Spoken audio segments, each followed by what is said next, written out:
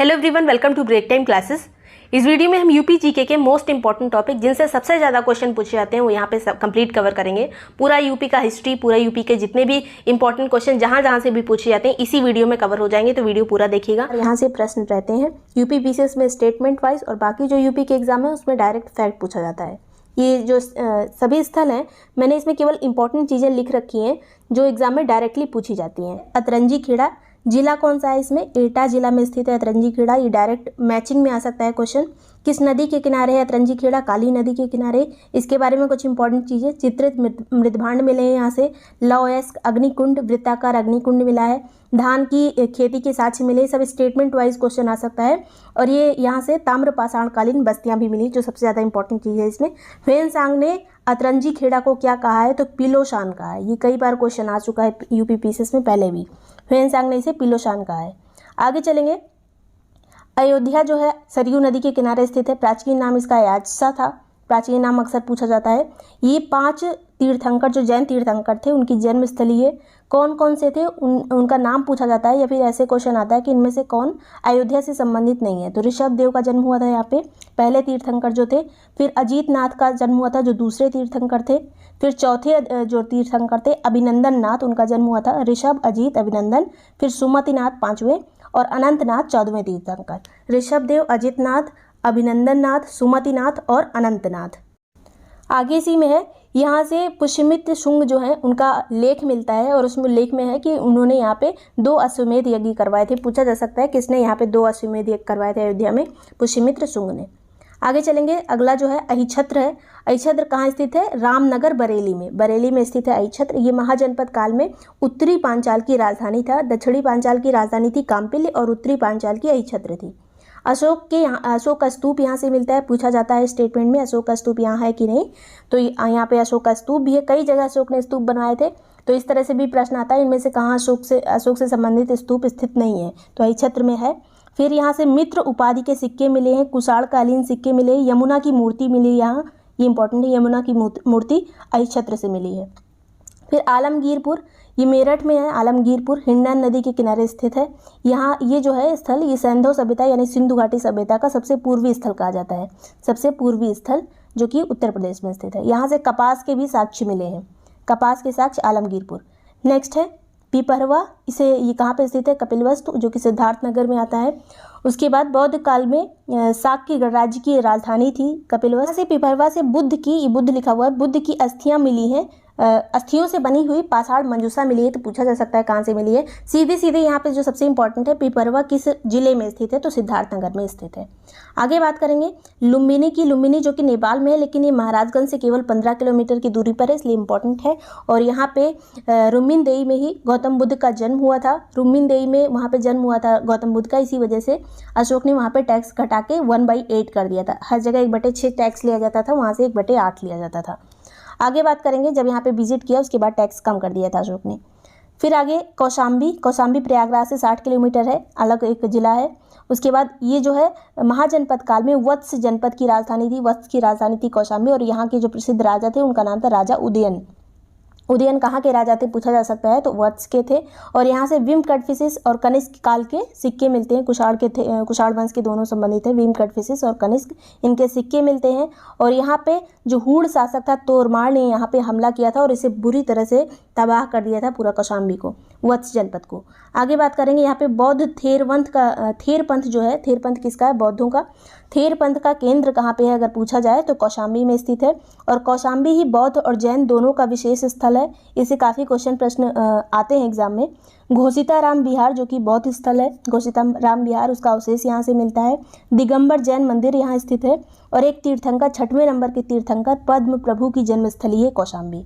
तो इतनी चीज़ें इंपॉर्टेंट है कौशाम्बी के बारे में। सबसे ज़्यादा इंपॉर्टेंट जो पद्म प्रभु की 6वें तीर्थंकर की जन्मस्थली है। बौद्ध जैन दोनों के लिए विशेष है ये। हूण शासक तोरमार ने यहाँ पे हमला किया था। विम कटफिशिस और कनिष्क के यहाँ पे सिक्के मिलते हैं। घोषिताराम विहार है यहाँ पे। फिर आता है कड़ा जो कि कौशाम्बी जिले में स्थित है। कौशाम्बी जिले में, जो कि प्रयागराज से केवल 64 किलोमीटर की दूरी पर है। और यहाँ पे जो अलाउद्दीन खिलजी था, पहले यहाँ का सूबेदार था, बाद में सुल्तान बना था। यहीं पे उसने जलालुद्दीन की हत्या करवाई थी। जलालुद्दीन जो खिलजी वंश का पहला शासक था, उसकी हत्या करके अलाउद्दीन खिलजी शासक बना था। तो यहीं कड़ा में उसने हत्या की थी। और यहीं से उसने देवगिरी का, जो दक्षिण भारत में देवगिरी का आंदोलन उसने किया था, वहाँ पे विजिट किया था अलाउद्दीन खिलजी ने, वो यहीं पे रह के उसने आंदोलन का पूरा नेतृत्व किया था कड़ा में। मोहम्मद बिन तुगलक ने यहाँ पे स्वर्गद्वारी बनवाई है, पूछा जा सकता है स्वर्गद्वारी कहाँ पे बनवाई थी मोहम्मद बिन तुगलक ने? कड़ा में। शहजादा सलीम जो कि जहांगीर के नाम से प्रसिद्ध हैं, उन्होंने जब अकबर के विरुद्ध विद्रोह कर दिया था 1602 में, तो यहीं पे आके कड़ा के दुर्ग में ही शरण ली थी। तो ये चीज़ें पूछी जा सकती हैं। 1765 में जो अवध के नवाब थे सुजाउद्दौला, उनके साथ अंग्रेजों की संधि हुई थी, जिसमें कड़ा और मानिकपुर का क्षेत्र अंग्रेजों को दे दिया था। अंग्रेजों ने बाद में बस केवल यही 2 क्षेत्र मुगल बादशाह को दिए थे, बाकी उन्हें हर जगह से हटा दिया था मुगल बादशाह को। तो 1765 की जो इलाहाबाद की संधि थी इससे संबंधित है, कड़ा क्षेत्र से। और संत मलुक दास की जन्मस्थली भी कड़ा है, ये चीज़ बहुत ज़्यादा इंपॉर्टेंट है। संत मलुक दास की जन्मस्थली कहाँ है? कड़ा। आगे बात करेंगे कलिंजर, जो कि बांदा जिले में स्थित है। 1202 में कुतुबुद्दीन ऐबक ने चंदेल शासक परमर्दिदेव को यहाँ पे पराजित किया था कलिंजर में। फिर एक जो चीज़ इंपॉर्टेंट है, 1545 में शेर शाह सूरी की मृत्यु यहीं पे हुई थी। जब उसने कलिंजर पर आक्रमण किया था तो बारूद का गोला जब गया दुर्ग पे, उसके बाद वो लुढ़क के नीचे आ गया और विस्फोट हो गया गोले में, और शेर शाह सूरी की उसी दौरान मृत्यु हो गई थी। ये 1545 में मृत्यु हुई थी कलिंजर में ही। आगे बात करेंगे, पूछा जा सकता है शेर शाह सूरी का अंतिम अभियान कौन सा था? तो यही कलिंजर दुर्ग वाला था। कालपी जो कि जालौन में स्थित है, यमुना नदी के किनारे, इसे चंदेलों ने स्थापित किया था। और बीरबल की जन्मस्थली पूछा जाए तो कालपी ही है। बीरबल का यहाँ पे रंग महल मिलता है और टकसाल के अवशेष मिलते हैं। तो ये चीज़ें स्टेटमेंट वाइज पूछी जा सकती हैं, या फिर पूछा जाएगा डायरेक्ट कि रंग महल कहाँ स्थित है? तो कालपी में। कालपी किस नदी के किनारे स्थित है? यमुना। किसने स्थापित किया था इसे? चंदेलों ने। बीरबल का जन्म कहाँ हुआ था? कालपी में। यहाँ से 2 पौराणिक टीले भी मिलते हैं जिनका नाम है ब्यास टीला और नरसिंह टीला। ब्यास टीला और नरसिंह टीला कहाँ स्थित है? कालपी में। काशी, जिसे वाराणसी कहा जाता है, वाराणसी इसलिए कहा जाता है कि वाराणसी 2 शब्दों का मिश्रण है, वरुणा और अस्सी। वरुणा और अस्सी नदियों के बीच छोटी छोटी नदियाँ, इनके बीच ही काशी शहर या वाराणसी शहर बसा हुआ है। मेन नदी तो गंगा है। प्रथम उल्लेख काशी का कहाँ मिलता है, ये चीज़ पूछी जाती है। तो अथर्ववेद में पहली बार काशी का उल्लेख मिलता है। 2 तीर्थंकरों की यहाँ पे 2 तीर्थंकर का जन्म हुआ था। तो 7वें तीर्थंकर सुपार्श्वनाथ का यहाँ जन्म हुआ था, और 23वें ज़्यादा इंपॉर्टेंट है, 23वें तीर्थंकर पार्श्वनाथ की जन्मस्थली काशी में ही थी। महाराजा अग्रसेन के बेटे थे ये पार्श्वनाथ, 23वें तीर्थंकर। जो 24वें थे महावीर, केवल 24 तीर्थंकर हुए। तो ये लेटेस्ट वाले हैं, इसलिए इंपॉर्टेंट है। पार्श्वनाथ का जन्म काशी में हुआ था। और 2 और यहाँ से इंपॉर्टेंट है, थोड़ी थोड़ी दूर पे स्थित है, ये काशी में मेनली नहीं है, लेकिन थोड़ी दूर 15 किलोमीटर दूर पे चंद्रपुरी स्थल है। वहाँ पे 8वें तीर्थंकर चंद्रप्रभु का जन्म हुआ था। और सिंहपुर जो कि सारनाथ में है, वहाँ पे श्रेयांश का जन्म हुआ था, श्रेयांश नाथ का, जो कि 11वें तीर्थंकर थे। नंबर इतना इंपॉर्टेंट नहीं है, 23वें वाले का नंबर इंपॉर्टेंट है। बाकी नाम अगर पता रहे कि किस एरिया में इनका जन्म हुआ था तो एग्जाम में ऑप्शन दिखेगा तो सही हो जाएगा। अब अगला स्थल है जौनपुर। ये पूरा जो पीडीएफ है आपको टेस्ट सीरीज के साथ ही मिल जाएगा। टेस्ट सीरीज के लिए आप इस नंबर पे कांटेक्ट कर सकते हैं। पूरा एक्सप्लेन्ड आंसर के साथ आपको टेस्ट मिलेगा। और जितने भी पीडीएफ यहाँ पे, जितना भी इंपॉर्टेंट क्लासेस के पीडीएफ होते हैं, वो चीज़ वहाँ पे आपको नोट्स के रूप में पूरा मिल जाएगी। तो चलिए अगला है नंबर जो है, इस पर कॉन्टैक्ट कर सकते हैं। जौनपुर को पहले सिराज हिंद कहा जाता था, ये क्योंकि ये पढ़ाई का एक बहुत बड़ा केंद्र था। इसकी स्थापना फिरोज शाह तुगलक ने की थी 1358 में। किसकी याद में की थी? तो मोहम्मद बिन तुगलक की याद में की थी, जिनके बचपन का नाम था जौना खां, और इसी नाम पे जौनपुर नाम पड़ा था। स्थापना की थी फिरोज शाह तुगलक ने, किसकी याद में? मोहम्मद बिन तुगलक की। आगे बात करेंगे तुगलक के पतन के बाद। तो जब तुगलक वंश का पतन हो गया तब यहाँ पे एक दूसरा वंश स्थापित हुआ जिसका नाम था सरकी वंश। इसके संस्थापक थे मलिक हुसैन सरकी। और इन्हीं सरकी राजाओं ने कई यहाँ पे बहुत अच्छे अच्छे स्थल बनाए हैं। एक तो अटाला मस्जिद यहाँ की फेमस है, लाल दरवाज़ा फेमस है। अटाला मस्जिद, लाल दरवाज़ा दोनों जौनपुर में। जामा मस्जिद है जौनपुर में। भारत में कई जगह पे जामा मस्जिद है, इसलिए स्टेटमेंट वाइज पूछा जा सकता है कि जौनपुर में है या नहीं। तो जौनपुर में भी एक जामा मस्जिद है, लाल दरवाज़ा है, अटाला मस्जिद है। आगे चलेंगे गढ़वा जो कि प्रयागराज में स्थित है। यहाँ से कुमार गुप्त के 2 शिलालेख मिले हैं और स्कंद गुप्त का एक लेख मिला है। बस इतना चीज़ इंपॉर्टेंट है। या फिर सीधे सीधे यहाँ पे गढ़वा किस जिले में स्थित है? प्रयागराज। फिर आता है देवगढ़। देवगढ़ जो कि ललितपुर में स्थित है, बेतवा नदी के किनारे है देवगढ़। और ये हिंदू और जैन दोनों का प्रमुख स्थल है। बौद्ध और जैन की बात नहीं की जा रही, हिंदू और जैन का प्रमुख स्थल है देवगढ़। यहाँ से गुप्तकालीन मंदिर दशावतार मंदिर जो काफ़ी फेमस है, यहाँ से इसका साक्ष्य मिलता है। ये ईंट से बना मंदिर है दशावतार मंदिर, ललितपुर में स्थित है देवगढ़ में। किससे संबंधित मंदिर है? कौन से भगवान की यहाँ पे मूर्ति है? विष्णु भगवान की। फिर आगे यहाँ से 31 जैन मंदिर का ग्रुप मिलता है। एक तो हो गया विष्णु का मंदिर है, मतलब हिंदू का मंदिर है। जैन मंदिर का भी यहाँ से ग्रुप मिलता है 31 मंदिरों का। यहाँ पे गजेंद्र मोक्ष मंदिर है, वराह मंदिर है, सिद्ध की गुफा है, राजघाटी नाहर घाटी है। राजघाटी नाहर घाटी काफ़ी पूछा जाता है कहाँ पे स्थित है, तो देवगढ़ ललितपुर में स्थित है, या फिर सीधे सीधे ललितपुर में ऑप्शन में हो सकता है। ऋषभ देव की यहाँ पे उत्कीर्ण लिपियाँ मिलती हैं, यहाँ पे ऋषभ देव की जो पहले तीर्थंकर थे। तो ये सभी चीज़ें स्टेटमेंट वाइज पूछी जा सकती हैं। सब चीज़ किसके बारे में था, देवगढ़ जो कि ललितपुर में है। अगला आता है फतेहपुर सीकरी जो कि आगरा से 40 किलोमीटर दूर है। ये 1573 से 1588 तक मुगल साम्राज्य की राजधानी रहा था। यहाँ पे सलीम चिश्ती की दरगाह है, जिनकी वजह से अकबर ने इनकी बहुत काफ़ी पूजा की थी। कहा जाता है इनके आशीर्वाद से सलीम का जन्म हुआ था, जो कि बाद में जहांगीर बने। और यहाँ पे बुलंद दरवाज़ा स्थित है, जामा मस्जिद है यहाँ पे भी, जौनपुर में भी थी, यहाँ पे भी है। और जोधाबाई का महल है यहाँ पे, दीवाने खास दीवाने आम। और बीरबल का महल है यहाँ पे, मरियम का महल है, पंच महल है। तो इसमें काफ़ी कन्फ्यूज़न होता है कि कौन सी चीज़ आगरा में है, कौन सी फतेहपुर सीकरी में है। तो जो यहाँ जा चुका है उसके लिए तो ज़्यादा आसानी होगी इसे याद करना।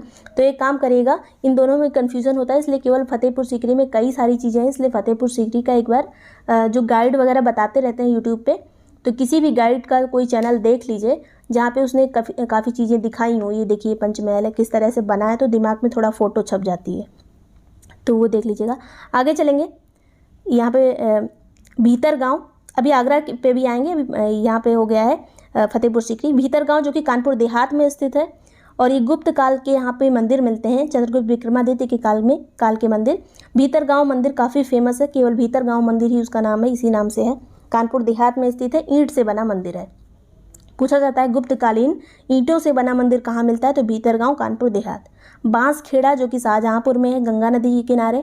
यहाँ से एक ताम्रपत्र मिला है जिसमें हर्षवर्धन की पूरी वंशावली दी हुई है। तो बांस खेड़ा कहाँ पे है, शाहजहांपुर। आगे है संकिसा जो कि फर्रुखाबाद में है। संकिसा, इसे पहले कंपित भी कहा जाता था, कंपित। उसके बाद फिर यहाँ पे है महाभारत, बौद्ध साहित्य और चीनी यात्रियों का विवरण मिलता है यहाँ से, संकिसा से। पांचाल जनपद का एक प्रमुख नगर था प्राचीन काल में, अगर देखा जाए तो संकिसा पांचाल में आता था। फिर यहाँ से यहीं से बुद्ध भगवान जो थे उन्होंने स्त्रियों को अपने संघ में प्रवेश दिया था। तो ये चीज़ पूछा जाता है कि कहाँ से दिया था, संकिसा से। अशोक निर्मित एक गज स्तंभ है, काफ़ी इंपॉर्टेंट है। गज स्तंभ, जिसमें एक स्तंभ बना है जिसमें गज की उल्टी हुई प्रतिमा बनी है। तो अशोक का गज स्तंभ संकिसा में है, जो कि फर्रुखाबाद में है। आगे चलेंगे, सराय नाहर प्रतापगढ़ में। यहाँ से मध्यकालीन स्थल साक्ष्य मिलते हैं प्रतापगढ़ से, सराय नाहर से। फिर आता है श्रावस्ती। श्रावस्ती में एक प्राचीन स्थल है जिसका नाम है सहेत महत स्थल। प्राचीन उत्तरापथ, दक्षिणापथ और मध्य पथ जो था उसका ये केंद्र था, मतलब ये तीनों जो रास्ते जाते थे उनका केंद्र बिंदु क्या था, तो श्रावस्ती। प्राचीन काल में पूछा जा सकता है ये। और बुद्ध ने 25 वर्षा काल यहाँ पे बिताए थे, बहुत ज़्यादा समय यहाँ पे स्पेंड किया था, उनका एक फेवरेट स्थान था ये। और यहाँ पे जेतवन विहार स्थित है, जिसे किसी राजा ने दान किया था गौतम बुद्ध को, जेतवन विहार। फिर आता है एक आजीवक संप्रदाय के एक महान संत थे जिनका नाम था मक्खलीपुत्र गोसाल, उनकी जन्मस्थली क्या है, श्रावस्ती। तो इतनी चीज़ें हैं, सहेत महत स्तूप, जेतवन विहार है यहाँ पे, उत्तरापथ, दक्षिणापथ और मध्य पथ का केंद्र था प्राचीन काल में ये, मक्खलीपुत्र गोसाल की जन्मस्थली है। हुलास खेड़ा जो कि लखनऊ में स्थित है, यहाँ से कुषाण काल के और गुप्त काल के साक्ष्य मिलते हैं। हाथी दांत की बनी हुई कंघी मिलती है, ज़्यादा इंपॉर्टेंट है। हाथी दांत की कंघी हुलास खेड़ा में मिलती है, और हुलास खेड़ा कहाँ पे है, लखनऊ में। और एक स्थल है हुलास, हुलास कहाँ पे है, सहारनपुर में। हुलास खेड़ा है लखनऊ में। और हुलास में क्या क्या चीज़ें इंपॉर्टेंट है, ये उत्तरी हड़प्पा काल का स्थल है हुलास, और यहाँ से काली ओपदार मृदभांड मिलते हैं। तो पूछा जा सकता है इस तरह से, ये स्थल इनमें से कौन सा स्थल उत्तर प्रदेश में है, तो हुलास वाला उत्तर प्रदेश में, हुलास खेड़ा भी उत्तर प्रदेश में है। आगे चलेंगे, या फिर 21 जिले में स्थित है उत्तर प्रदेश के। सोगौरा जो कि गोरखपुर में स्थित है, यहाँ से कुषाण काल के सिक्के और लौह वस्तुएं मिली हैं। अनाज भंडारण के अवशेष मिले हैं, मौर्योत्तर काल के सिक्के मिले हैं सोगौरा से। सोगौरा कहाँ है, गोरखपुर में। ददरी जो कि बलिया में स्थित है, यहाँ से भृगु ऋषि का मंदिर मिलता है। यहाँ पे बहुत बड़ा पशु मेला भी लगता है ददरी बलिया में। गोला गोकर्णनाथ जो कि लखीमपुर खीरी में स्थित है, यहाँ पे एक विशाल झील मिलती है गोकर्णनाथ में। नाथ संप्रदाय की एक सिद्धपीठ है, यहाँ पे गोरखपुर में भी है और यहाँ पे भी है। आगे चलेंगे, नैमिषारण्य जो कि सीतापुर में स्थित है, ये 88,000 ऋषियों की तपस्थली इसको कहा जाता है। यहाँ से दधीची आश्रम मिलता है क्योंकि यहाँ पे दधीची ने तपस्या की थी, जहाँ पे उनके शरीर में पूरा दीमक की बाम भी लग गई थी। नैमिषारण्य कहाँ पे है? सीतापुर में। सरधना जो कि मेरठ में है, यहाँ पे इंपॉर्टेंट चीज़ है कि बेगम समरू ने यहाँ पे एक चर्च का निर्माण कराया था अपने पति की याद में। बेगम समरू जो थी ये इंडियन थी, लेकिन इन्होंने अंग्रेज से शादी की थी। आगे चलेंगे, श्रृंगी रामपुर फर्रुखाबाद में जो स्थित है, गंगा नदी के किनारे है। यहाँ पे एक मेला लगता है, कार्तिक पूर्णिमा का मेला। श्रृंगी रामपुर कहाँ, किस जिले में स्थित है पूछा जा सकता है, फर्रुखाबाद में स्थित है। कार्तिक पूर्णिमा का मेला कहाँ लगता है? श्रृंगी रामपुर में। देवबंद कहाँ पे है? सहारनपुर में। यहाँ पे एक अरबी भाषा का संस्थान है जिसका नाम है दारुल उलूम। देवबंद सहारनपुर, यहाँ पे दारुल उलूम स्थित है। बिठूर जो कि कानपुर में है, ये फेमस है वाल्मीकि आश्रम के लिए, और यहाँ पे लक्ष्मीबाई ने भी काफ़ी टाइम स्पेंड किया था नाना साहब के साथ, तो ये चीज़ें इंपॉर्टेंट है। मगहर जो कि संत कबीर नगर में स्थित है। कबीर की मृत्यु, यहाँ पे कबीर की दरगाह भी स्थित है, और यहाँ पे जो उनका बेटा था कमाल, उनकी भी दरगाह यहाँ पे स्थित है, तो मगहर इंपॉर्टेंट है। शुक्रताल मुजफ्फरनगर में है, और ये शुक्रताल पूछा जाता है डायरेक्ट, ये ताल एक तरह का ताल ही है ये। और शुक्राचार्य जी ने राजा परीक्षित को भागवत कथा कहाँ पे सुनाई थी? इस तरह के धार्मिक क्वेश्चन भी एग्जाम में पूछे जाते हैं स्टेटमेंट वाइज, कि कहावत है कि जो मान्यता है कि शुक्राचार्य ने राजा परीक्षित को भागवत कथा सुनाई थी, वो कहाँ पे सुनाई थी? तो शुक्रताल में, जो कि मुजफ्फरनगर जिले में स्थित है। काकंडी जो कि देवरिया में है, ये किससे संबंधित है? तो एक तीर्थंकर है 9वें नंबर के, सुविधानाथ की जन्मस्थली कहाँ है? काकंडी जो कि देवरिया में है। आगे चलेंगे, पावानगर जो कि कुशीनगर में है, महावीर स्वामी ने शरीर त्याग किया था पावा में। बहराइच सैयद सलार मसूद गाजी की दरगाह है बहराइच में, ये चीज़ें इंपॉर्टेंट है, जहाँ पे दरगाह रहती है बहराइच सैयद सलार मसूद गाजी की दरगाह। कन्नौज जिसे पहले महोदय श्री कहा जाता था क्योंकि काफ़ी संपन्न था ये, और ह्वेनसांग ने हर्षवर्धन के समय में यहाँ पे विजिट किया था कन्नौज का, काफ़ी अच्छा ह्वेनसांग ने वर्णन किया है। छेमकली देवी का मंदिर है यहाँ पे, पद्मावती सती का मंदिर है, जयचंद्र का किला है। जयचंद्र का किला कहाँ पे स्थित है? कन्नौज में। आगे है देवी पाटन जो कि बलरामपुर में स्थित है, यहाँ पे पाटेश्वरी देवी का मंदिर है, पाटेश्वरी देवी का मंदिर देवी पाटन में। देवा शरीफ बाराबंकी में स्थित है, किसकी मज़ार है? हाजी वारिस अली शाह की मज़ार है देवा शरीफ में। और किसकी मज़ार यहाँ पे थी? अभी हमने देखा था बहराइच में थी, सैयद सलार मसूद गाजी की दरगाह बहराइच में है, और यहाँ पे इसमें कन्फ्यूज़न होता है, देवा शरीफ में हाजी वारिस अली शाह की मज़ार है। आगे कुशीनगर किस लिए फेमस है? भगवान बुद्ध का महापरिनिर्वाण हुआ था। अशोक निर्मित कई स्तूप और विहार हैं यहाँ पे। शयन मुद्रा में एक बहुत बड़ी विशाल प्रतिमा मिलती है बुद्ध की यहाँ पे। यहाँ पे एक चीज़ इंपॉर्टेंट है, राणा भर स्तूप पूछा जाता है काफ़ी बार। राणा भर स्तूप कहाँ पे है? कुशीनगर में। राम जानकी का मंदिर है यहाँ पे, बौद्ध संग्रहालय यहाँ पे। बुद्ध का महापरिनिर्वाण, अशोक निर्मित कई स्तूप और विहार हैं, शयन मुद्रा में बुद्ध की प्रतिमा है, राणा भर स्तूप, राम जानकी मंदिर और बौद्ध संग्रहालय। आगे चलेंगे, आगरा। 1504 में सिकंदर लोदी ने आगरा की स्थापना की थी। यहाँ पे क्या क्या चीज़ है? एतमादुद्दौला का मकबरा है, जहांगीरी महल है, अकबरी महल है, मोती मस्जिद है और ताजमहल तो सबको पता ही है। तो ये सभी जो स्थल हैं, जहांगीरी महल, अकबरी महल, मोती मस्जिद, ये सब एक किले के अंदर हैं जिसे कहा जाता है आगरा का लाल किला। तो आगरा का लाल किला आगरा में स्थित है। जहांगीरी महल भी है, अकबरी महल भी है, एतमादुद्दौला का मकबरा जो कि नूरजहाँ ने बनवाया था, जहांगीर की पत्नी ने, उनके पापा का नाम था एतमादुद्दौला। और यहीं पे 22वें तीर्थंकर नेमीनाथ का जन्म हुआ था। नेमीनाथ का जन्मस्थली क्या है? आगरा। अगला है लखनऊ। प्राचीन नाम जो कहा जाता है लक्ष्मणपुरी इसका नाम था। पहले नवाब कौन थे? सादत अली। और किसने राजधानी बनाई थी, किस नवाब ने लखनऊ को? तो आसफुद्दौला ने राजधानी बनाई थी। यहाँ पे कौन कौन से स्थल जो इंपॉर्टेंट है? रूमी दरवाज़ा है यहाँ पे, इमाम बाड़ा है, छोटा इमाम बाड़ा, बड़ा इमाम बाड़ा, और आसफी मस्जिद है, दौलत खाना है, रेजिडेंसी है, बिबियापुर कोठी है, छतर मंजिल है, संत शाहमीना की मज़ार है यहाँ पे। शाहमीना मज़ार कहाँ स्थित है? लखनऊ में। आसफी मस्जिद लखनऊ में, दौलत खाना लखनऊ में, बिबियापुर कोठी लखनऊ में, छतर मंजिल लखनऊ में।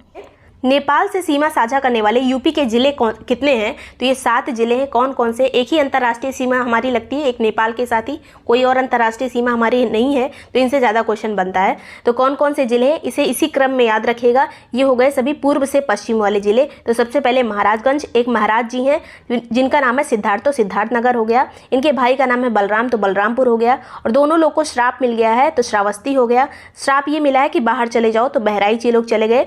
लखीमपुर खीरी मतलब ये रास्ते में खीर भी लेके साथ में गए थे। खीर का रंग कैसा था? पीला। तो इसी क्रम में आपको याद रखना है महाराजगंज, सिद्धार्थनगर, बलरामपुर, श्रावस्ती, बहराइच, लखीमपुर, पीलीभीत। महाराज जी जिनका नाम सिद्धार्थ है, उनके भाई का नाम बलराम है, इन्हें दोनों को श्राप मिल गया बाहर जाने का। रास्ते में इन्होंने खीर रख ली कि रास्ते में भूख लगेगी, खा लेंगे। खीर का रंग कैसा है? पीला। इस तरह से याद रखना है। आगे है क्षेत्रफल की दृष्टि से यूपी का भारत में स्थान कौन सा है? तो चौथा स्थान है। इससे ऊपर कौन कौन से ही पूछा जा सकता है? तो पहले है राजस्थान क्षेत्रफल की दृष्टि से, उसके बाद मध्य प्रदेश, फिर महाराष्ट्र, फिर उत्तर प्रदेश का नंबर आता है चौथा। उत्तर प्रदेश का सबसे उत्तरी जिला कौन सा है? तो सहारनपुर। सबसे दक्षिणी कौन सा है? सोनभद्र। सबसे पश्चिमी कौन सा है? शामली। सबसे पूर्वी कौन सा है? बलिया। अब बलिया के बारे में एक चीज़ और है कि बलिया से होकर ही गंगा नदी जो है जाके बिहार में प्रवेश कर पाती है। अंतिम जो जिला है जहाँ पे बहती है उत्तर प्रदेश में, तो वो है बलिया जिला। अब उत्तर प्रदेश की पूर्व से पश्चिम लंबाई कितनी है? ऐसे लंबाई कितनी है? तो 650 किलोमीटर है। उत्तर से दक्षिण लंबाई कितनी है? 240 किलोमीटर है। अब इसमें कुछ बुक्स में अलग अलग थोड़ा वेरी कर सकता है, लेकिन जो मोटा मोटा है यही है, और ऑप्शन में आप कंफ्यूज नहीं होंगे, उसमें आपको क्लियरली दिख जाएगा कि कौन सा है। दिल्ली की सीमा से लगे जिले कौन से हैं उत्तर प्रदेश के? तो एनसीआर रीजन में तो कई सारे जिले आते हैं, लेकिन जिनकी डायरेक्टली सीमा उत्तर प्रदेश की दिल्ली से लगती है वो कौन कौन से जिले हैं? तो वो है गाजियाबाद और गौतम बुद्ध नगर। गाजियाबाद और गौतम बुद्ध नगर। उत्तर प्रदेश में सर्वाधिक क्षेत्रफल वाले 3 जिले कौन से हैं? तो सबसे ज़्यादा क्षेत्रफल है लखीमपुर खीरी का, सेकंड नंबर पे आता है सोनभद्र, तीसरे पे आता है हरदोई। तीनों याद होना चाहिए, लखीमपुर, सोनभद्र और हरदोई। नेक्स्ट है उत्तर प्रदेश में सबसे कम क्षेत्रफल किसका है? तो सबसे कम क्षेत्रफल है हापुड़ का, सेकंड नंबर पे आता है भदोही जिसका नाम है संत रविदास नगर, और तीसरा आता है गाजियाबाद। नेक्स्ट है बिहार से सीमा साझा करने वाले कौन से जिले हैं यूपी के? तो बिहार से 7 जिले सीमा साझा करते हैं, तो नेपाल वाला याद रखना है और बिहार वाला जरूर याद रखना है। कौन कौन से बिहार से साझा करने वाले? तो सबसे पहले तो महाराजगंज। अब महाराज जी जो हैं यहाँ पे कुश लेके निकले हैं, हाथ में कोई पंडित महात्मा निकलते हैं तो हाथ में कुश लेके निकलते हैं, तो कुशीनगर हो गया। अब ये महात्मा है तो इनको देव का दर्जा दिया गया है, देवरिया। उसके बाद ये बलिया, इनके सर पे बाल नहीं है, बलिया नहीं है, ये गंजे हो गए हैं, गाजीपुर, बलिया और गाजीपुर। उसके बाद चंदुले भी हो गए, जो चंदुले कहा जाता है किसी जो सर पे बाल नहीं होते, तो चंदौली। उसके बाद सोनभद्र। इतना सब किए तब इन्हें जाके सोना कहीं जाके मिला सोनभद्र में। तो ये सब इस तरह से थोड़ा सा कहानी बना के याद कर सकते हैं। महाराजगंज, कुशीनगर, देवरिया, बलिया, गाजीपुर, चंदौली, सोनभद्र। नेक्स्ट है उत्तर प्रदेश विज्ञान और प्रौद्योगिकी परिषद का गठन कब किया गया था? तो 1975 में किया गया था। उत्तर प्रदेश में अनुसूचित जनजाति यानी एसटी किन जिलों में नहीं पाई जाती है? तो अयोध्या और जालौन में नहीं पाई जाती है। नेक्स्ट है यहाँ पर 2011 की जनगणना के अनुसार राज्य की कुल जनसंख्या में जनजातियों का प्रतिशत कितना था? मतलब टोटल जो पॉपुलेशन है यूपी की उसमें कितने % एसटी थे? तो 0.6%। नेक्स्ट है सर्वाधिक एसटी किस जिले में है? तो सबसे ज़्यादा है सोनभद्र में, सेकंड नंबर पे आता है बलिया, तीसरे पे आता है देवरिया। सबसे कम एसटी कहाँ पे है? तो बागपत और कन्नौज में। भारत की कुल जनजातियों का कितना प्रतिशत उत्तर प्रदेश में निवास करता है? अनुसूचित जनजाति का लिंगानुपात कितना है? वैसे टोटल लिंगानुपात उत्तर प्रदेश का देखा जाए तो 912 है। अगर शिशुओं में देखा जाए तो 902 है। यहाँ पे क्या पूछा है? तो जनजातियों का यानी एसटीज का पूछा है, तो 951 है, सबसे ज़्यादा है। आगे चलेंगे। 2003 से पहले अनुसूचित जनजाति की श्रेणी में आने वाली उत्तर प्रदेश की जनजातियां कौन सी थीं? तो पहले सिर्फ थारू और बुक्सा को जनजातियों की श्रेणी में रखा गया था। 2003 में 10 और जोड़ी गई थी, वो कौन कौन सी थी उसे जानना इतना इंपॉर्टेंट नहीं है, इन्हीं में से हैं सभी। खैरवाड़ जैसे किस क्षेत्र में निवास करती है? तो देवरिया, बलिया, गाजीपुर, वाराणसी, चंदौली, सोनभद्र, मिर्जापुर वाले एरिया में यानी पूर्वी एरिया में निवास करती है खैरवाड़ जनजाति, या फिर खरवार भी कहीं कहीं लिखा रहता है।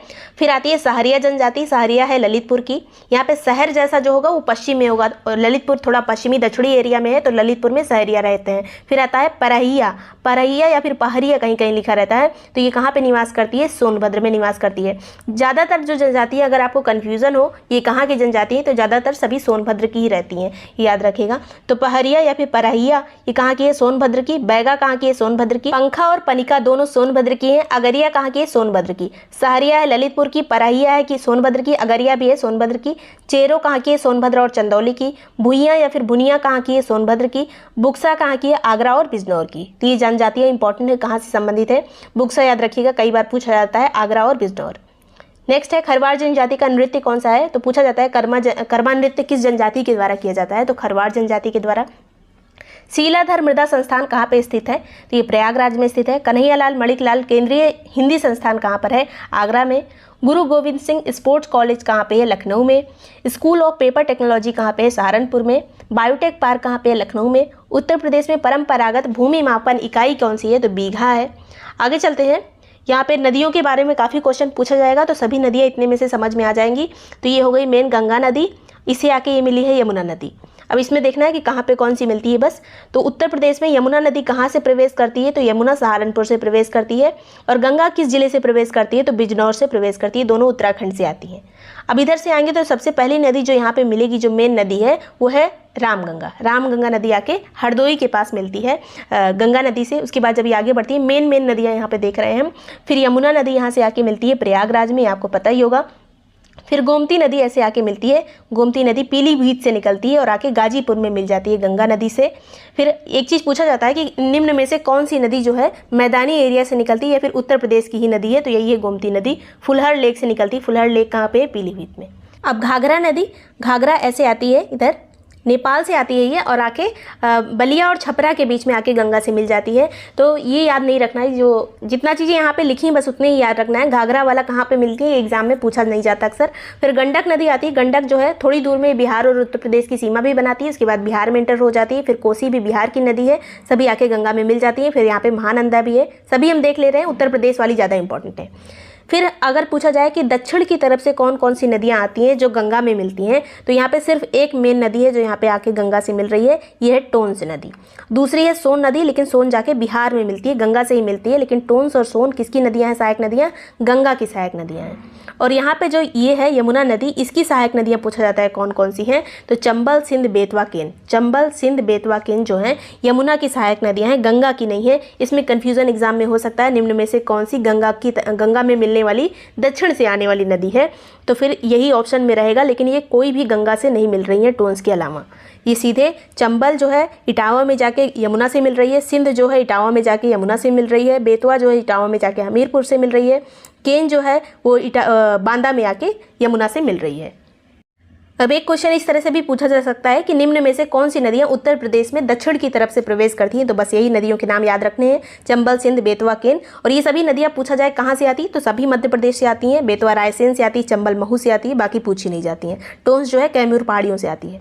आगे चलेंगे, यूपी के कुछ नाम है जो एग्जाम में अक्सर पूछे जाते हैं। तो उत्तर पश्चिमी प्रांत इसका नाम कब पड़ा था, तो 1836 में, 1836 में। बाद में इसका नाम आगरा और अवध का संयुक्त प्रांत कब हो गया, 1877 में, 1877 में। फिर आता है संयुक्त प्रांत, 1937 में इसका नाम संयुक्त प्रांत हुआ।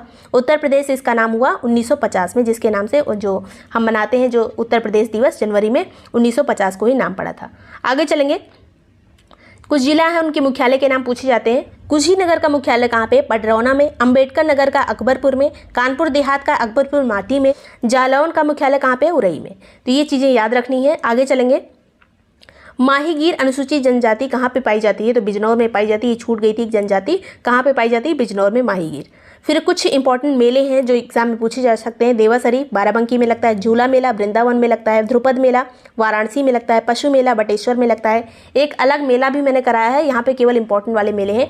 गोविंद साहब मेला अम्बेडकर नगर, सैयद सलार मेला बहराइच में लगता है, कलिंजर मेला बादा में लगता है, देवी पाटन बलरामपुर में लगता है। आगे चलेंगे, ढाई घाट मेला कहाँ लगता है, शाहजहाँपुर में। रामायण मेला चित्रकूट में। हरिदास जयंती कहाँ पे मनाई जाती है, तो ये वृंदावन में। श्रृंगी रामपुर का मेला कहाँ लगता है, फर्रुखाबाद में। रामनगरिया मेला कहाँ लगता है, फर्रुखाबाद में। तो ये मेले इंपॉर्टेंट है। आगे चलेंगे, कुछ कारखाने जो एग्जाम में पूछे जा सकते हैं। सीमेंट कारखाना कहाँ स्थित है, चुर्क और डल्ला में। अब चुर्क और डल्ला कहाँ पे है, सोनभद्र में।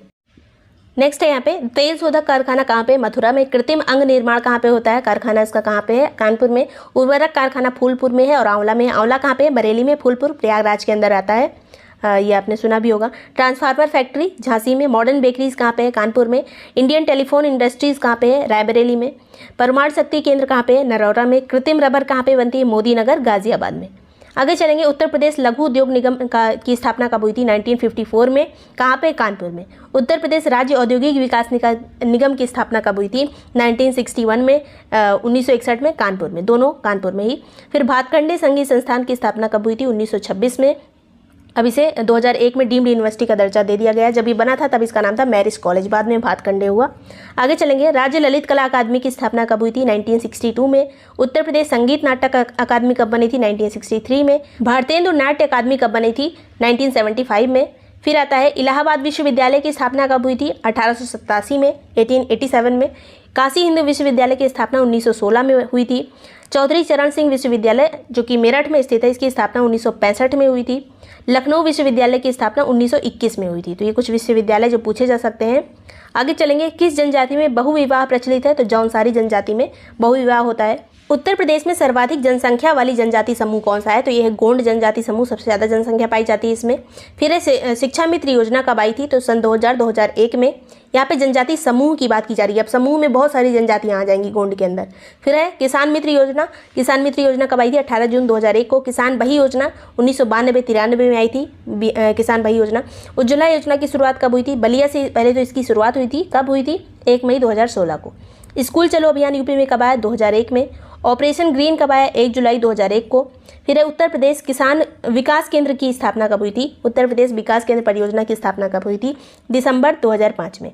उत्तर प्रदेश उर्दू अकादमी कब स्थापित हुई थी? 1972 में। उत्तर प्रदेश संस्कृत संस्थान की स्थापना कब हुई थी? 1976 में। आगे चलेंगे, उर्दू अकादमी 72 में आई थी, संस्कृत 76 में आई थी, याद रखिएगा, 4 साल बाद। उत्तर प्रदेश में प्रथम दुग्ध सहकारी समिति की स्थापना कहाँ पे हुई थी? इलाहाबाद में। इसका नाम क्या था? कटरा सहकारी दुग्ध समिति। इसकी स्थापना हुई थी 1917 में। आगे बात करेंगे, एक है प्रथम दुग्ध संघ की स्थापना कब हुई थी? तो लखनऊ में हुई थी 1938 में। समिति कब बनी थी? सहकारी समिति ये इलाहाबाद में बनी थी 1917 में। और दुग्ध संघ कहाँ पे पहले बना था? लखनऊ में 1938 में। प्रथम पुलिस संग्रहालय कहाँ पर स्थित है? गाजियाबाद में। अब कुछ प्रमुख उद्योग हैं जिनसे क्वेश्चन बनता है हर बार मैचिंग वगैरह में। तो अलीगढ़ का क्या फेमस है? ताला। मुरादाबाद की पीतल के बर्तन। टांडा का विद्युत करघा। रेणुकूट का एल्यूमिनियम। और मेरठ का खेल का सामान। नजीबाबाद का प्लाईवुड। फिर सहारनपुर का कागज। और पीतल की मूर्ति कहाँ की फेमस है? मथुरा की। पीतल के बर्तन मुरादाबाद, पीतल की मूर्ति कहाँ पे? मथुरा में। नेक्स्ट है दिया सलाई उद्योग कहाँ का फेमस है? बरेली का। वीवी गिरी नेशनल लेबर इंस्टीट्यूट कहाँ पे है? नोएडा में। सेंट्रल ड्रग रिसर्च इंस्टीट्यूट कहाँ पे है? लखनऊ में। नेशनल जालमा इंस्टीट्यूट फॉर लेप्रोसी कहाँ पे है? आगरा में। फिर आता है भारतीय सूचना प्रौद्योगिकी संस्थान जो IIIT कहा जाता है, कहाँ पर स्थित है? इलाहाबाद में। शुगर शोध संस्थान या फिर जो भारतीय दलहन शोध संस्थान, दोनों कहाँ पे स्थित हैं? तो कानपुर में है। IIT कहाँ पे है? यूपी में, तो कानपुर में है। BHU में है। IIM कहाँ पे है? लखनऊ में है। अर्जुन बांध कहाँ पर स्थित है? किस नदी पर? तो अर्जुन नदी पर स्थित है, महोबा में। परीक्षा बांध बेतवा नदी पर स्थित है, झांसी में। माता टीला बांध बेतवा नदी पर स्थित है, ललितपुर में। फिर आगे चलेंगे, कार्तिक लोक नृत्य कहाँ का फेमस है? तो ये बुंदेलखंड का नृत्य है, कार्तिक नृत्य। इसके अलावा चरकुला कहाँ का है? ब्रज का। राई और राहुला कहाँ का है? बुंदेलखंड का। सैरा और पाई डंडा कहाँ का है? बुंदेलखंड का। चौरसिया कहाँ का है? जौनपुर का। चौरसिया लोक नृत्य जौनपुर का। नटवरी लोक नृत्य कहाँ का है? पूर्वी उत्तर प्रदेश का। आगे चलेंगे, पूर्वी उत्तर प्रदेश। अब पूर्वी के कोई भी जिले के नाम दे सकते हैं, जैसे देवरिया, बलिया, सोनभद्र, मिर्ज़ापुर। तो इस तरह से थोड़ा सा आप दिमाग लगा के कर लीजिएगा। मैपिंग मैंने पहले ही कवर किया है व्हाइट बोर्ड पे, तो आप उसे देख लीजिएगा। आगे चलेंगे, रसिया लोकगीत गीत कहाँ का फेमस है? तो ब्रजभूमि का। कजरी मिर्ज़ापुर का। आला बुंदेलखंड का। बिरहा पूर्वांचल का। कजरी मिर्ज़ापुर काफ़ी एग्जाम में पूछा जाता है। आला बुंदेलखंड, बिरहा पूर्वांचल। आगे चलेंगे, लठमार होली कहाँ पे खेली जाती है? तो बरसाना में। सुलाकुल उत्सव कहाँ का है? आगरा का। गोला गोकर्णनाथ मेला कहाँ पे लगता है? लखीमपुर खीरी में। नौचंदी मेला कहाँ पे लगता है? मेरठ में। उत्तर प्रदेश विधान परिषद के पहले अध्यक्ष कौन थे? तो आज़ादी के पहले अगर बात की जाए तो सर सीताराम थे। अगर आज़ादी के बाद की बात की जाए तो चंद्रपाल थे। और ज़्यादा क्वेश्चन यही वाला आता है, आज़ादी के बाद सबसे पहले जो विधान परिषद के अध्यक्ष उत्तर प्रदेश के कौन थे? तो चंद्रपाल थे। नेक्स्ट है, उत्तर प्रदेश के पहले विधानसभा अध्यक्ष कौन थे? तो पुरुषोत्तम दास टंडन थे। उत्तर प्रदेश की पहली विधानसभा का चुनाव कब हुआ था? तो 1952 में, 8 मार्च 1952 में पहली विधानसभा का गठन हुआ था उत्तर प्रदेश में। फिर उत्तर प्रदेश के पहले मुख्यमंत्री कौन बने थे? तो गोविंद बल्लभ पंत बने थे। उत्तर प्रदेश जब अलग हुआ था, जैसे सन 2000 में अलग हुआ था, कितनी तारीख को? 9 नवंबर सन 2000 को उत्तर प्रदेश से उत्तराखंड अलग हो गया था। तब उसका नाम उत्तरांचल था, अब उत्तराखंड हो गया है। तो जब ये अलग हुआ था सन 2000 में, तो उत्तर प्रदेश के मुख्यमंत्री कौन थे? राजनाथ सिंह। नेक्स्ट है, पहली राज्यपाल कौन थी यूपी की? तो सरोजिनी नायडू थी। उत्तर प्रदेश की पहली महिला मुख्यमंत्री कौन थी? तो सुचेता कृपलानी थी। कब बनी थी? 1963 में।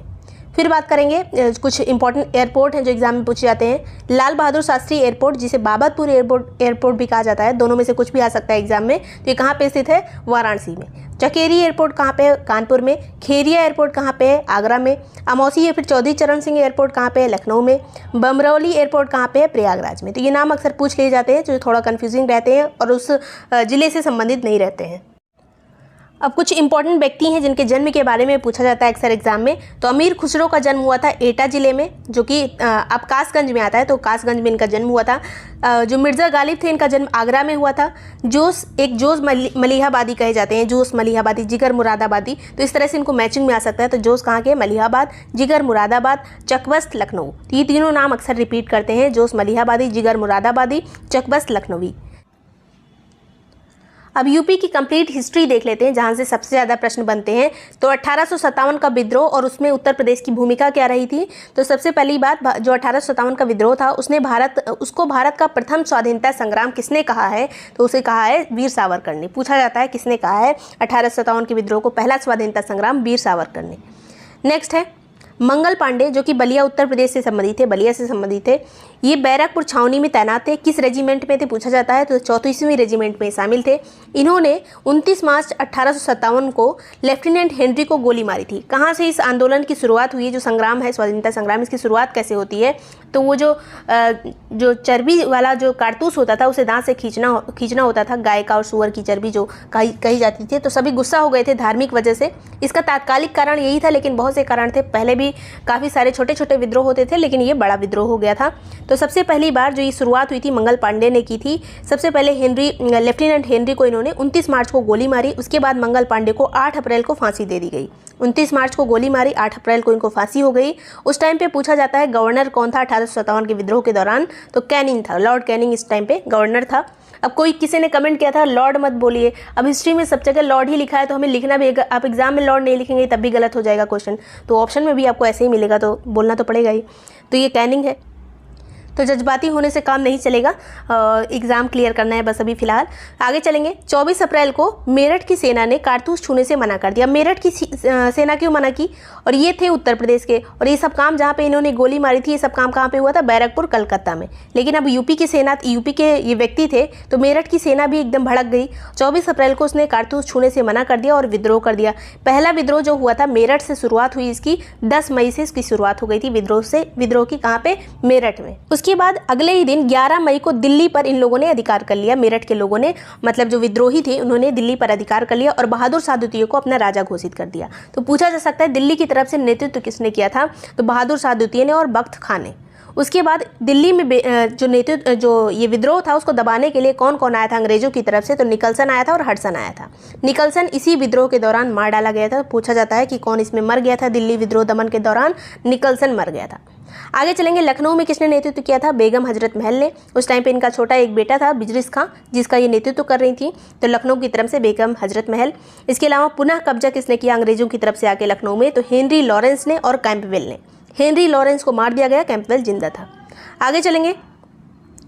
कानपुर की बात करें तो किसने नेतृत्व किया? नाना साहब ने और तात्या टोपे ने। पुनः कब्जा किसने किया अंग्रेजों की तरफ से? कैंपबेल ने। झांसी की बात करें तो रानी लक्ष्मीबाई ने नेतृत्व किया था। पुनः कब्जा किसने किया था? ह्यूरोज ने। इलाहाबाद की बात करें तो लियाकत अली ने यहाँ पे विद्रोह किया था। पुनः कब्जा किसने किया था? कर्नल नील ने। ये सभी चीज़ें पूछी जाती हैं, मैचिंग में आती हैं एग्जाम में। आगे बात करेंगे जगदीशपुर, जो कि बिहार में स्थित है, यहाँ भी देख लीजिए थोड़ा। तो यहाँ से नेतृत्व किसने किया था? कुंवर सिंह ने। पुनः कब्जा किसने किया था? विलियम टेलर और विंसेंट आयर ने।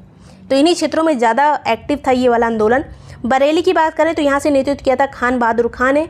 पुनः कब्जा किसने किया था? हडसन ने। फैज़ाबाद की बात करें तो यहाँ से नेतृत्व किसने किया था? मौलवी अहमदुल्ला ने। पुनः कब्जा किसने किया? कर्नल नील ने। ये वाली चीज़ें ज़्यादा पूछी जाएंगी एग्जाम में कि नेतृत्व किसने किया था। आगे बात करें, फतेहपुर में किसने नेतृत्व किया था? अली मुल्ला ने। पुनः कब्जा किसने किया? जनरल रेनर्ड ने। फिर से एक बार नेतृत्व वाला देख लीजिए। फतेहपुर अजीमुल्ला, फैज़ाबाद मौलवी अहमदुल्ला, बरेली खान बहादुर खान, जगदीशपुर कुंवर सिंह, उसके बाद इलाहाबाद लियाकत अली, झांसी रानी लक्ष्मीबाई, कानपुर नाना साहब और तात्या टोपे, लखनऊ बेगम हजरत महल, उसके बाद दिल्ली बहादुर शाह द्वितीय और बख्त खान। यही याद रखना है। और जो दमन करने वाली बात है वो आपको अगर आरओ या फिर किसी बड़े एग्जाम का आप देंगे तब उसमें ज़्यादा पूछने की संभावना है। लेखपाल में ये थोड़ा कम पूछा जाएगा।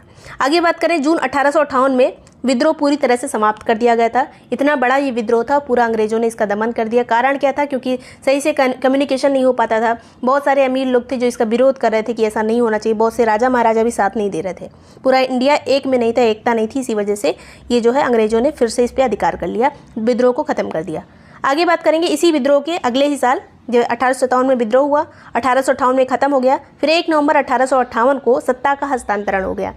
जी ये अंग्रेज जो थे ये भारतीयों को खुश करने के लिए पूरी सत्ता को अंग्रेजों को, मतलब जो रानी थी उनके पास ट्रांसफ़र कर दिया, क्योंकि भारत वाले जो थे व्यक्ति वो चाहते थे कि हम जो यहाँ के जमींदार हैं उनके कब्जे में ना रहे, हम सीधे रानी की रैयत होना चाहते हैं, हम रानी को ही सर्वे सर्वा मानना चाहते हैं, ऐसा उस टाइम का मानना था। तो सत्ता का ट्रांसफ़र हो गया 1 नवंबर 1858 में। किसके पास चली गई? महारानी विक्टोरिया के पास। और इस दिन 1 नवंबर को एक पत्र पढ़ा गया था इलाहाबाद में, जहाँ पे ये ट्रांसफ़र हुआ था। राजधानी को आगरा से इलाहाबाद बना दिया गया 1858 में। इसी दौरान आगे चलेंगे, कुछ इंपॉर्टेंट पॉइंट है। कवि वचन सुधा पत्रिका किसने लिखी है? भारतेंदु हरिश्चंद्र ने। और ये कहाँ से प्रकाशित होती थी? बनारस से। ब्रिटिश शासन के खिलाफ जिहाद का नारा किसने दिया था? तो मोहम्मद काजिम ननौतवी ने और रशीद अहमद गंगोही ने। और दोनों जो किससे संबंधित थे? तो देवबंद मदरसा से संबंधित थे। आगे चलेंगे, मोहम्मडन एंग्लो ओरिएंटल कॉलेज, इसकी स्थापना कब हुई थी? जिसका नाम बाद में अलीगढ़ मुस्लिम विश्वविद्यालय पड़ा। इसकी स्थापना की थी सर सैयद अहमद खान ने 1875 में। फिर आगे बात करेंगे 28 दिसंबर 1885 में भारतीय राष्ट्रीय कांग्रेस के अधिवेशन में कितने भारतीय प्रतिनिधि शामिल हुए थे? तो सबसे पहले तो 1885 में हुआ था पहला अधिवेशन कांग्रेस का। A.O. ह्यूम ने कांग्रेस की स्थापना की थी। उसके बाद पहले जो अध्यक्ष बने थे वो W.C. बनर्जी बने थे। कितने लोग पहली बार में शामिल थे? 72 लोग। उत्तर प्रदेश का कौन कौन व्यक्ति शामिल था? तो गंगा प्रसाद वर्मा शामिल थे, प्राणनाथ पंडित, मुंशी ज्वाला प्रसाद, जानकी नाथ घोषाल, रामकली चौधरी, बाबू शिव प्रसाद, बाबू जमुना दास, लाला बैजनाथ, ये लोग शामिल थे इसमें। सबके नाम याद नहीं रखने। यूपी के कौन कौन शामिल थे थोड़ा दिमाग में रहना चाहिए। गंगा, प्राण, मुंशी, जानकी, रामकली, बाबू, दोनों बाबू यहाँ पे शामिल थे, लाला शामिल थे। आगे चलेंगे, 1947 तक यूपी में कितने अधिवेशन हो चुके हैं? ये बहुत ज़्यादा इंपॉर्टेंट क्वेश्चन है। तो 9 अधिवेशन हुए हैं 1947 तक। सर्वाधिक 3 बार कहाँ पे हुए थे? तो इलाहाबाद में और लखनऊ में। इलाहाबाद और लखनऊ का ये जो सम्मेलन है जहाँ जहाँ पे यूपी में हुआ है, ये काफ़ी इंपॉर्टेंट है। ये कब हुआ? इसमें अध्यक्ष कौन रहे थे? तो इलाहाबाद वाला 1888 का जो सम्मेलन था, इसमें जॉर्ज यूल अध्यक्ष बने थे। और पहली बार कोई अंग्रेज अध्यक्ष बना था जॉर्ज यूल 1888 में इलाहाबाद अधिवेशन में। आगे चलेंगे, फिर एक अधिवेशन इलाहाबाद में हुआ था 1892 में, जिसमें W.C. बनर्जी फिर से एक बार अध्यक्ष बने। फिर 1910 में हुआ था इलाहाबाद में, जिसमें सर विलियम बेडर बने थे अध्यक्ष। तो 2 बार इलाहाबाद के अधिवेशन में अंग्रेज अध्यक्ष रहे थे, एक बार 1888 में, एक बार 1910 में। आगे बात करेंगे, लखनऊ अधिवेशन कब हुआ था यहाँ पे? तो 1899 में हुआ था, जिसमें रमेश चंद्र दत्त अध्यक्ष बने थे। फिर 1916 में हुआ था, जिसमें अंबिका चरण मजूमदार अध्यक्ष बने थे। अब 1916 के बारे में कई बातें खास है, जैसे इसमें नरम दल और गरम दल आपस में मिल गए थे, जो पहले स्प्लिट हो चुके थे 1907 में, यहाँ पे आके मिल गए। मुस्लिम लीग और जो कांग्रेस है उसका भी थोड़ा एक साथ आ गए थे दोनों। तो 1916 में सभी चीज़ें एक साथ होने लगी थी। अध्यक्ष कौन था? अंबिका चरण मजूमदार। फिर आते हैं 1936 में। 1936 का अधिवेशन लखनऊ में हुआ था। अध्यक्षता किसने की थी? जवाहरलाल नेहरू ने। आगे बात करेंगे बनारस का अधिवेशन। बनारस में एक अधिवेशन हुआ है 1905 में, जिसकी अध्यक्षता गोपाल कृष्ण गोखले ने की थी। कानपुर में भी एक ही अधिवेशन हुआ है 1925 में, जिसकी अध्यक्षता सरोजनी नायडू ने की थी। मेरठ अधिवेशन ये 1946 में हुआ था, 1946 में। इसके अध्यक्ष थे आचार्य JB कृपलानी। 86 में हुआ था मेरठ में। अध्यक्ष कौन थे? JB कृपलानी। उत्तर प्रदेश कांग्रेस कमेटी का प्रथम सम्मेलन कब हुआ था? तो 1908 में हुआ था, जिसके अध्यक्ष थे मोतीलाल नेहरू। आगे बात करेंगे मुरादाबाद कांग्रेस की प्रांतीय सम्मेलन में। ये थोड़ा इंपॉर्टेंट है, इसलिए यहाँ पे डिस्कस कर लिया जा रहा है। प्रांतीय सम्मेलन ये किस लिए इंपॉर्टेंट है? क्योंकि इसमें असहयोग प्रस्ताव को स्वीकार किया गया था। जो असहयोग आंदोलन शुरू हुआ था 1920 में, उसको स्वीकार किया गया था किसमें? तो ये मुरादाबाद के एक प्रांतीय सम्मेलन में कांग्रेस के। इसके अध्यक्ष थे भगवान दास। आगे चलेंगे, 4 फरवरी 1922 को चौरी चौरा जो गोरखपुर में स्थित है वहाँ पे हिंसा हुई थी, जिसमें 23 पुलिसकर्मियों की मृत्यु हुई थी। इसीलिए 12 फरवरी 1922 को ये आंदोलन वापस ले लिया गया था। कौन सा आंदोलन? असहयोग आंदोलन। इसके अलावा काशी विद्यापीठ की स्थापना भी इसी दौरान हुई थी, जब असहयोग आंदोलन चल रहा था, जिसके संस्थापक कौन है? शिव प्रसाद गुप्ता। पूछा जाता है काशी विद्यापीठ के संस्थापक शिव प्रसाद गुप्ता। आगे चलेंगे, नवंबर 1928 में साइमन कमीशन का विरोध किया गया था, और इस विरोध का नेतृत्व लखनऊ से किसने किया था? तो जवाहरलाल नेहरू ने। साइमन कमीशन का हर जगह विरोध हुआ था, लेकिन लखनऊ का नेतृत्व किसने किया था? जवाहरलाल नेहरू ने। ये साइमन कमीशन आया कब था भारत? तो 3 फरवरी 1928 को। अगर पूछा जाए साइमन कमीशन का गठन कब हुआ था? तो 1927 में हुआ था। भारत कब आया? तो 3 फरवरी 1928 को। नेक्स्ट है, इसमें क्यों विरोध हुआ था साइमन कमीशन का? क्योंकि इसमें सभी सदस्य जो थे अंग्रेज थे, कोई भारतीय शामिल नहीं था। स्वराज पार्टी ये कब बनी थी? तो इलाहाबाद में इसका गठन हुआ था 1923 में। इसमें 2 व्यक्ति इंपॉर्टेंट हैं, चित्तरंजन दास जो इसके अध्यक्ष थे, और मोतीलाल नेहरू जो इसके महासचिव थे। दोनों पूछा जाता है कौन महासचिव था, कौन अध्यक्ष। नेक्स्ट है, भारतीय कम्युनिस्ट पार्टी का पहला सम्मेलन कब हुआ था? तो 1925 में हुआ था, और ये सम्मेलन कहाँ पे हुआ था? कानपुर में। बाबा रामचंद्र ने प्रतापगढ़ में अवध किसान सभा का गठन किया था। कब किया था? 1920 में। आगे चलेंगे। 1920 से 1922 के बीच में एक आंदोलन हुआ था जिसका नाम है एका आंदोलन। 1921 में हुआ था ये। मेनली अगर एक ही ईयर दिया रहा है तो 1921, वैसे 1920 से लेकर 22 के बीच में हुआ था। इसका नेतृत्व किसने किया था? मदारी पासी ने। किस एरिया में ये एक्टिव था? तो सीतापुर में, लखनऊ में, हरदोई में, उन्नाव में, फतेहपुर में, फर्रुखाबाद में, इन एरियाज़ में एक्टिव था ये। नेक्स्ट है, हिंदुस्तान रिपब्लिकन एसोसिएशन की स्थापना कब हुई थी? 1924 में। और इसके जो संस्थापक थे वो कौन कौन थे? इस स्थापना कहाँ पे हुई थी? कानपुर में। सचिंद्र सान्याल ने इसकी स्थापना की थी। और जो व्यक्ति इसमें शामिल थे वो थे चंद्रशेखर आज़ाद, राम प्रसाद बिस्मिल, ये व्यक्ति इसमें शामिल थे। हिंदुस्तान रिपब्लिकन एसोसिएशन की स्थापना 1924 में कानपुर में। नेक्स्ट है, इन्हीं व्यक्तियों ने जो इसमें शामिल थे हिंदुस्तान रिपब्लिकन एसोसिएशन में, इन्होंने एक ट्रेन डकैती की जिसे ट्रेन एक्शन कहा जाता है, नाम बदल दिया गया है। तो ये कब हुआ था? Kakori train action. ये 9 अगस्त 1925 को हुआ था। इसका नाम अब क्या है? Kakori train action. इसमें किसको किसको फांसी दी गई थी? तो राम प्रसाद बिस्मिल को फांसी दी गई थी गोरखपुर में, अशफाकुल्ला खां को फैज़ाबाद में, राजेंद्र लाहिड़ी को गोंडा में, रोशन सिंह को नैनी में। ये सभी मैचिंग में आते हैं। राम प्रसाद बिस्मिल गोरखपुर, अशफाकुल्ला खां फैज़ाबाद, राजेंद्र लाहिड़ी गोंडा और रोशन सिंह नैनी। नेक्स्ट है, इसमें मुकदमा इन लोगों की तरफ से किसने लड़ा था? इनका नाम पूछा जाता है तो चंद्रभानु गुप्त ने। नेक्स्ट है, हिंदुस्तान सोशलिस्ट रिपब्लिकन एसोसिएशन की स्थापना कब हुई थी? तो 1928 में। अभी जो हमने देखा था हिंदुस्तान रिपब्लिकन एसोसिएशन था, ये वाला है सोशलिस्ट, एक और वर्ड आ गया है, इसको मैंने कई बार बताया है। 1928 में इसकी स्थापना हुई थी दिल्ली में। चंद्रशेखर आज़ाद को वीरगति कब प्राप्त हुई थी? तो 27 फरवरी 1931 को अल्फ्रेड पार्क, जो कि अब नाम है कंपनी गार्डन या फिर चंद्रशेखर आज़ाद पार्क उसी को कहते हैं, कहाँ स्थित है? इलाहाबाद में। आगे चलेंगे, पहला चुनाव कब हुआ था? तो 1937 में हुआ था, उत्तर प्रदेश का पहला चुनाव। कांग्रेस को कितनी सीटें मिली थी इसमें? तो 134 सीटें मिली थी। फिर आते हैं अक्टूबर 1938 में इस्तीफा दे दिया था। जितने भी लोग जीते थे सब ने इस्तीफा दे दिया था, क्योंकि भारत से बिना पूछे द्वितीय विश्व युद्ध में भारत को शामिल कर लिया गया था, इसीलिए गुस्सा होकर पूरे मंत्रिमंडल ने इस्तीफा दे दिया था। फिर है, इंडिया इंडिपेंडेंस लीग की स्थापना किसने की थी? जवाहरलाल नेहरू और सुभाष चंद्र बोस ने। अखिल भारतीय किसान सम्मेलन की स्थापना किसने की थी? तो इसके जो अध्यक्ष थे वो थे स्वामी सहजानंद, सचिव कौन था? एनजी रंगा। दोनों नाम इंपॉर्टेंट है। अध्यक्ष कौन था? सहजानंद, सचिव एनजी रंगा। स्थापना कब हुई थी? 1936 में।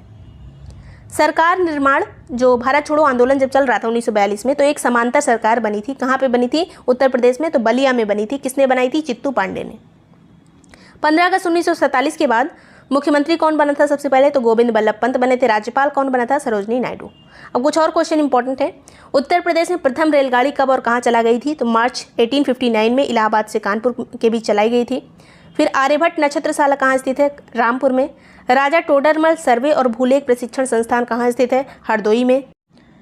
फिर यहाँ पे उत्तर प्रदेश में बाघ अभ्यारण्य कितने हैं? तो 3 बाघ अभ्यारण्य टाइगर रिजर्व है। कौन कौन से? एक दुधवा टाइगर रिजर्व जिसे नेशनल पार्क का भी दर्जा प्राप्त है, अमनगढ़ टाइगर रिजर्व और पीलीभीत टाइगर रिजर्व। फिर है, देवबंद आंदोलन यूपी में कब और किसके द्वारा शुरू किया गया था? तो मौलाना हुसैन अहमद के द्वारा 1866 में। यूपी उर्दू अकादमी की स्थापना कब हुई थी? तो 1972 में। उत्तर प्रदेश सिंधी अकादमी की स्थापना 1997 में। उत्तर प्रदेश संस्कृत संस्थान की स्थापना 1976 में। उत्तर प्रदेश भाषा संस्थान की स्थापना 1994 में। सभी ईयर इंपॉर्टेंट है, मैचिंग में आएंगे। नेक्स्ट है, राज्य ललित कला अकादमी की स्थापना कब और कहाँ पे हुई थी? तो 1962 में। कुछ चीज़ें रिपीट कर सकती हैं लेकिन इंपॉर्टेंट है वो। रामचंद्रिका और रसिक प्रिया के रचनाकार कौन है? केशवदास। फिर है चंद्र बरदाई, ये किसके रचनाकार है पूछा जाता है? तो पृथ्वीराज रासो के। बिसल देव रासो के रचनाकार कौन है? नरपति नाल। आलाकंठ किसने लिखा है? जगनीक ने। इंपॉर्टेंट चीज़ें हैं। कांग्रेस के मेरठ अधिवेशन 1946 के अध्यक्ष कौन रहे थे? अभी हमने बात की थी, जेबी कृपलानी रहे थे। उत्तर प्रदेश के कितने जिलों को अलग करके उत्तराखंड बनाया गया था? तो ये 13 जिलों को अलग करके उत्तराखंड बना था। कब बना था? सन 2000 में। आगे बात करेंगे, उत्तरांचल का नाम उत्तराखंड कब किया गया? जो भी हमने डिस्कस किया था, पहले नाम उत्तरांचल था, बाद में उत्तराखंड हो गया। तो कब हुआ था ये? 2007 में। लखनऊ को यूपी की पूर्ण राजधानी कब बनाया गया था? 1935 में। आगरा जो है, आगरा को कब बनाया गया था? मतलब आगरा इसकी राजधानी कब थी? 1936 में। प्रयागराज कब थी? 1858 में। लखनऊ कब बनी? 1921 में। पार्सली बनी थी 1921 में। लखनऊ को पार्सली राजधानी, आंशिक रूप से राजधानी डिक्लेयर किया गया। उसके बाद 1935 में पूर्ण राजधानी बन गई थी लखनऊ। आगे चलेंगे, उत्तर प्रदेश के मुख्यमंत्री जो बाद में प्रधानमंत्री बने वो कौन कौन थे? तो चौधरी चरण सिंह थे, विश्वनाथ प्रताप सिंह थे। आगे चलेंगे, उत्तर प्रदेश के स्पीकर या फिर विधानसभा के जो अध्यक्ष होते हैं जो बाद में मुख्यमंत्री भी बन गए थे वो कौन कौन थे? तो श्री बनारसी दास थे और श्रीपति मिश्रा थे। बनारसी दास और श्रीपति मिश्रा जो पहले स्पीकर थे विधानसभा के उत्तर प्रदेश में, उसके बाद मुख्यमंत्री भी बने। उत्तर प्रदेश के प्रथम डेप्यूटी सीएम या फिर जो उप मुख्यमंत्री होते हैं वो कौन थे? तो चौधरी नारायण सिंह थे। उत्तर प्रदेश में सबसे कम जनसंख्या वाले 3 जिले कौन है? तो सबसे कम जनसंख्या है महोबा में, सेकंड पे आता है चित्रकूट, उसके बाद हमीरपुर। आगे चलेंगे, उत्तर प्रदेश में सर्वाधिक जनसंख्या घनत्व वाले 3 जिले कौन से हैं? तो सबसे ज़्यादा जनसंख्या घनत्व है गाजियाबाद में, सेकंड पे आता है वाराणसी, तीसरे पे लखनऊ। सबसे ज़्यादा घनत्व कहाँ पे है? गाजियाबाद में।